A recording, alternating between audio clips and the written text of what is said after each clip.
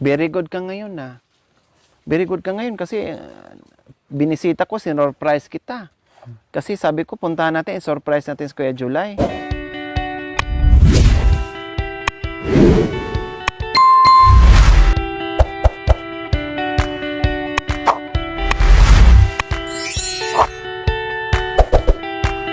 So ngayon po mga kabayan, ang ating mga viewers nangumusta ni Miss Julie.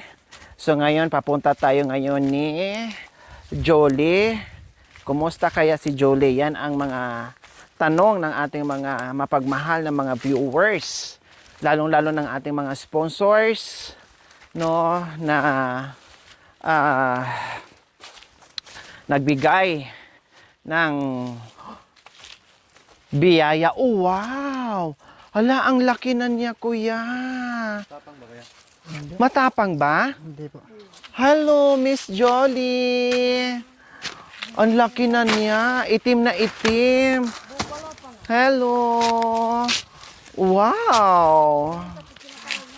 Ako ang iyong mami. Oh, dinalaw lang namin ikaw kumustahin. Kailang takot na akong lumapit sa iyo kasi ang laki na ng sungay mo. No, baka mamaya ako ay masuwag. O, ang laki na mamidi, di ba? 3 months. O, di ba? Sabi ko, pag umabot ng 3 months yan, malaki na yan. O, 3 months. Kumakain siya ng ganyan? Oo po. Ah, hindi lang dahon? Pag yung gano'n lang ang suli, gaganon niya. Ay, talaga? Nakakain pala nila yung ganyan. Akala ko dahon lang ang kinakain nila. Oh, kasi mainit pa magsuga mga kabayan, saka mahirap ngayon. Kahit nandito ka sa kabundukan, mahirap ngayon maghanap ng pagkain ng kalabaw or magpastol ng kalabaw kasi ang mga damo ay namatay sa init. Kaya kailangan marunong ka hanap ng paraan kung ano ang ipakain mo. Hindi ka nakaasa sa damo mga kabayan kasi patay ang mga damo ngayon mga kabayan na gustong-gusto ng kainin ng mga kalabaw. Kaya kailangan ganito. Itim na siya ngayon, kuya, no? Bupalo yan, anak ko. Ha? Buffalo. Iba-ibang lahi mga kabayan. Ito yung sinabi ko, ang pagbigay natin ng kalabaw, iba-iba po, no? Meron tayong makuha na ganyang klase, merong mestiza, merong native, merong buffalo, nakagayan yan, merong malaki, merong hindi, katamtaman lang. Ito dalagita kasi ito mga kabayan, Hindi kumbaga. naman po nga. Yung pumayat yan. Ha? Hindi pumayat. Mataba. Ayan o, mataba. Akala ko nga buntis din. Hindi naman pumayat. Simula nun. Oo, mataba. Mataba yung ano mo. Ang lapad ng ano, tinan mo naman yung itaas. Oh, pati yung balakang niya, malaman. Mataba. Lalo siyang tumaba mga kabayan. So, ibig sabihin, magaling at naalagaan ni Kuya Julie ng maayos. Oh, bumawi. Yan ang gusto ko mga kabayan sa mga binibigyan ko na maalagaan nila, no, yung mga kalabaw nila, maparami nila. No, ang ganda, ang sarap sa pakiramdam mga kabayan na yung bang tumulong ka, no, at tapos pagbisitahin mo ay makita mo na malaki ang pagbabago. No, ang taba. Ayun, ang taba, Kuya July. Yan, kikilim tamo na. Oh, ang taba niya. Di ba? Ang taba niya. Hindi naman po. Oh, hello Miss Jolie. Ang taba-taba mo ha. Ha? Binili yan, anak ko. Sa Porac po, Mami Di. Ang laki mo na. Ang laki na ng suwag mo. Tumulis lalo. Julie. Oh. Walang tubig. Hindi doon. Galing pa kanina doon. Ah, uminom na yan doon. Naligo na, kumbaga. Kaya pala sabi niya si Julie, kabababa lang. Pumunta ng Sibol. At naligo daw doon. Ang ganda. So, ayan po ang aking mga mapagmahal na sponsors. No? Ito po ang binigay natin ni Kuya July, panganay na anak ni Tatay Romy na nabigyan natin ng kalabaw. Kaya ngayon, ang ating mga pamaskong handog, pinupursige ko talaga mga kabayan na kalabaw ang ibigay at motor, no, na magagamit natin sa kabundukan. Dahil pag once na naparami ni Kuya July yan, makaanak lang siya dyan ng isa, dalawa po mga kabayan, tapos mga anak, ay nako, bongga. Malaking ginhawa ni Kuya July po mga kabayan. Malaking ginhawa. No? Basta masipag at matyaga lang sa pag-aalaga ng kalabaw. Kita nyo naman, hindi lang ako masisihan mga kabayan, pati yung ating mga manonood, yung ating mga viewers at lalong-lalo na yung ating mga sponsor po mga kabayan na talagang wagas yung kanilang pagmamahal na sumuporta, no? Na para lang mabigyan natin ng kalabaw si Kuya July. Pinurso ko talaga mga kabayan, no? Nag-antay talaga ako halos 1 buwan bago ito na ibigay ni Kuya July sa kanya. Kaya sabi ko, bahala na, gawan ko ng paraan. No? Aantayin ko yung tamang panahon, basta sulit ang maibigay ko. Kaya ito, ang ganda. Hello! Mga ilang buwan na lang, mga siguro mga kalahating, mga 3 buwan, Mami Di, pwede na tong buntisin, no? Pwede na to.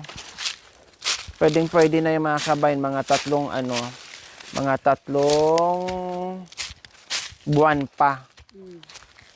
Wala ka pang balak, paanuhin mo to, pakastaan, hanap ng bulugan, or painjikan? Hindi pa po nagano. Hindi pa binisita o hindi pa dinalaw? Hindi po po.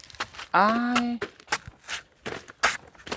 So hindi pa pala mga kabayan. Yung mga pinapakain mong saging yan, ang mga saging na ano, Sabi na nasisira. butulan. Hindi po. Hindi. Yun Yung mga nasisira na saging dahil pinatay ng init. Oh. Yung mga nasisirang yung mga kabayan na pinatay ng init. Oo. Na hindi na mapakinabangan o hindi na tutubo o hindi na mamunga. Masira. Kaya kinukuha na lang para makain ng kalabaw. Kaya iba na ang dahon niya mga kabayan. No? Yan ang mga niya. Kuya, yung nandito niya, yung tali niya dito, kuya. I-check mo yan ha. Pinalitan ko na lang po yan. Okay, very good. Bago lang po palit yan. Oo, kasi baka mamaya kasi masugatan yung ulo niya.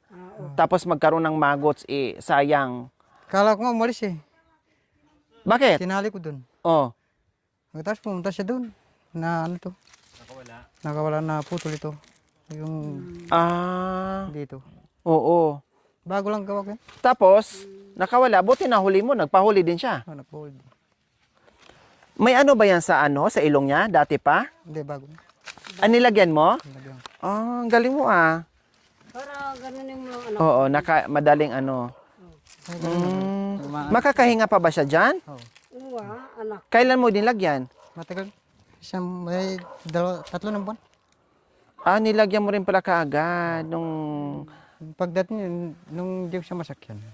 nung ilang araw nilagyan mo na. Very good kasi maganda yung may ganyan. Lalo na pag inaararo mo para konting mo lang tapik sa kanya, susunod siya kaagad.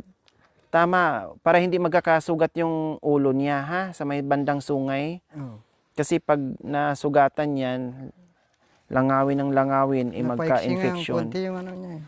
Pagkalagay ko napaiksi. Maamo naman siya hanggang yung ugali niya noon na maamo hanggang ngayon maamo pa rin sa iyo. Mama.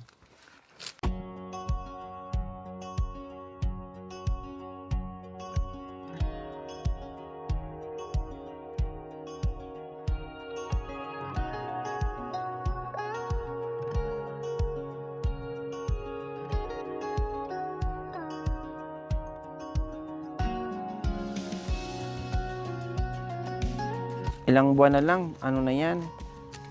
Pwede na yan, no? Pwede na yan, may ilang buwan. Ang ganda ng niya, ang ganda ng kulay, ang ganda ng katawan. Pwede na yan Itong ganitong presyo mga kabayan, nakuha natin noon ng 60. 60 yan. Pero 62 dapat yan. Nabawasan na ng 2,000. So 60 nakuha natin. Pero kung ngayon mga kabayan, naglalaro na ito ng mga 70 plus. Kanya anak. Mahal mamidi. Kasi meron akong natanong noon na ganito. 75. Oh. Kaabutan na yan. Di ba? Hindi nga lang daw 70, 75. Kasi meron kami na na ganito kalaki ang presyo niya. Yung iba, 80. Opo, yung 80. yung tag na Yan ang mga ano nila, presyuhan nila. Pag ganito kalaki mga 80 or 75, ganyan Kasi kinuha naglalaro. natin to, hindi pa laki nito. Ha? Hindi pa niya laki yan. O, lalaki pa yan eh. Hindi, nung kukunin natin.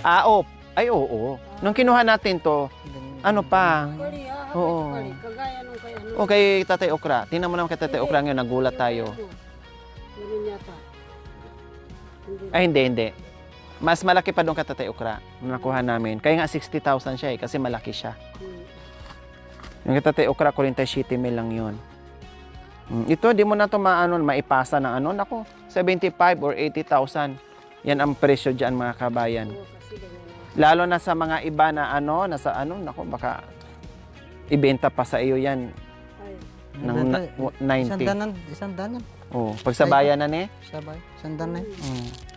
Higit, mga yung 120 ganyan. kasi nagtatrabaho sa matadero yun. Siyang nag-aangkat ng Mga 120 na yan. Hindi na. Hindi naman. Hindi, kasi maraming tao, nanibago lang siya. Hindi bago lang. Pero sa may-ari, ano yan, Yan, pag umaalis nga ako, tinitinan ka. hindi. Sumasama. Sumasama. Nakatali na. Kasi maamo lahat. Swerte tayo, maamo lahat. Ano yung mga langon na malalaki, kuya?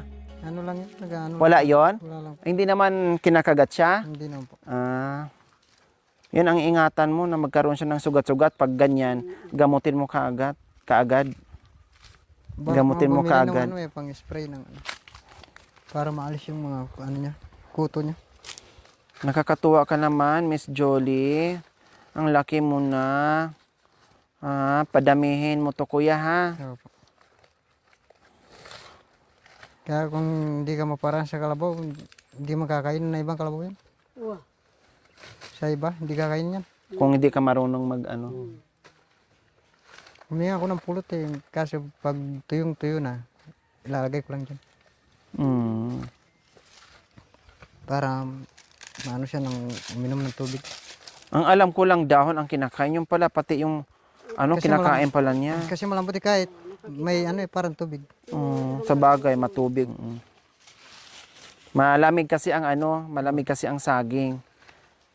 Matubig kumbaga. Naku. Isang pa, mga kabayan. Isang buwan pa or 2 buwan pa. Ang laki na nito. Balbon siya, no? Makapal yung niya. Kahit nung dumating siya dyan, balbo. Oo. Maano yung tawag dito? Kaya hindi ko naman siya pinuputol. Okay lang ganyan, wag. Maganda eh. Oo, maganda. siyang tingnan, no? Pangit pag kalbo. Pangit. Ang ganda, mga kabayan. Pag naubos niya yan, kahit hindi ko na siya itali. Inumin mo na. Ay, hindi ko na. Busog na siya.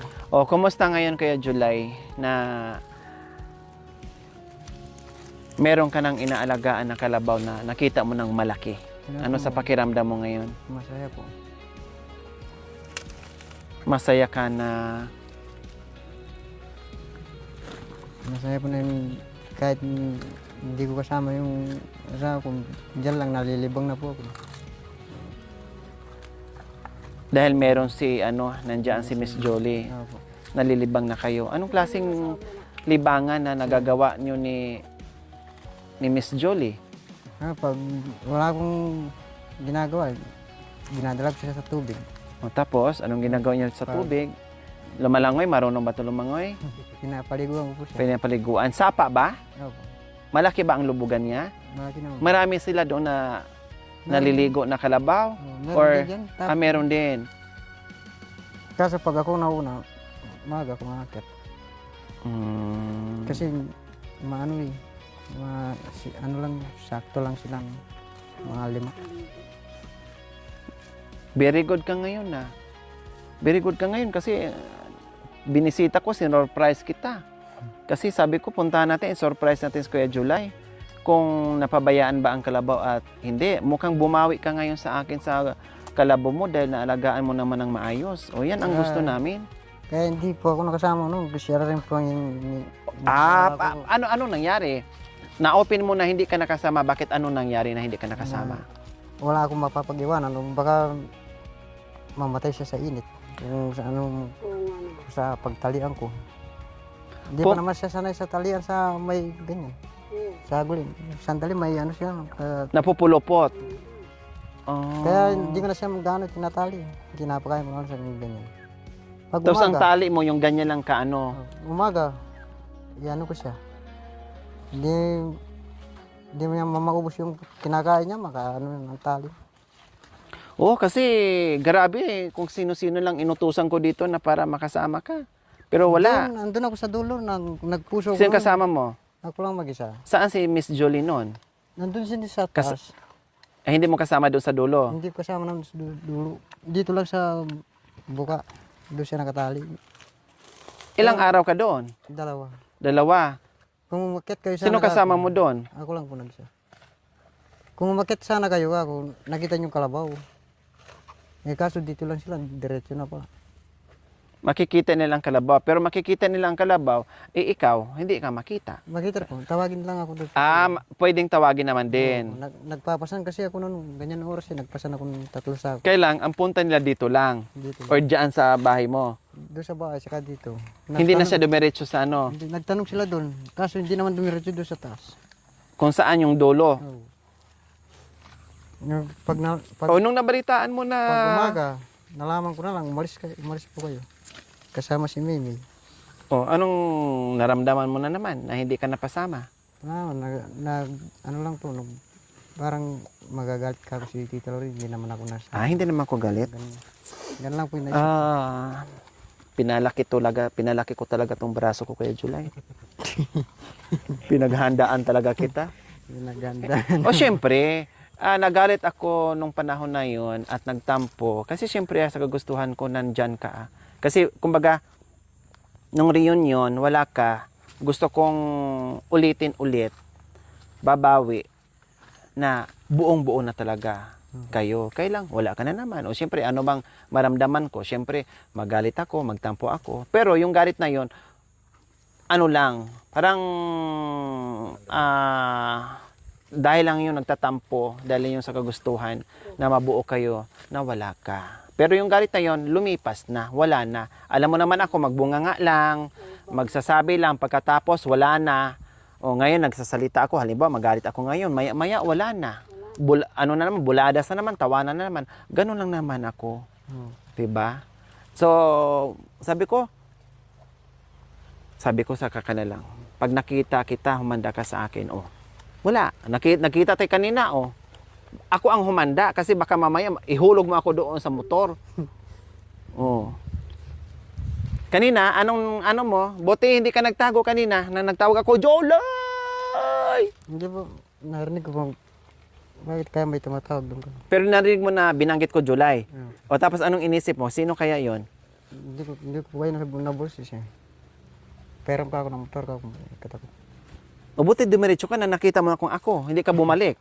Hindi ka nakasalikot. Sa bagay, wala ka nang maniobrahan. Kanina, anong naramdaman mo na nagkita tayo ulit? Anong inisip mo? Naisip ko, pagagalitan ako mamaya. Na hindi ako nakasama ka. Siyempre, wala na yon. Sinapresa nila akong baka pagagalitan ako.